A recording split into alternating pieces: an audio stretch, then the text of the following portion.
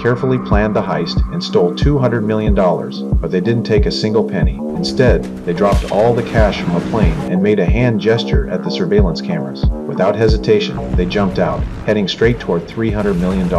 They pulled out a knife and quickly cut the rope holding the money. The bills scattered like snowflakes, and under the cover of the falling money, the robbers flew straight toward the 1,200-foot Swallow Cave. As their parachutes disappeared into the sky, chaos spread below with the money shower. People went wild, grabbing as much cash as they could. No one could have imagined that these robbers risked their lives for the money. They weren't after wealth. They were seeking the thrill, the challenge of extreme sports. Before the police could make sense of what had just happened, the robbers jumped onto motorbikes and stormed a high-rise jewelry building. They took all the jewelry. Before anyone could react, they crashed through the building and escaped by parachute, tossing jewels down to the poor. When I heard about this, everything clicked. They were doing the Ozaki 8 Challenge in extreme sports. They had already completed 3, the Surge of Power in Africa, the Birth of Heaven on Mount Everest, and the Awakening of Earth in Mexico's Swallow Cave. If my guess was right, the next challenge would be the 4th, the Spirit of Water. To confirm my suspicion, I rushed to the waters where great white sharks are known to roam. Sure enough, I found them. The robbers were riding surfboards, challenging the waves like crazed madmen. To gain their trust, I disguised myself as an extreme sports athlete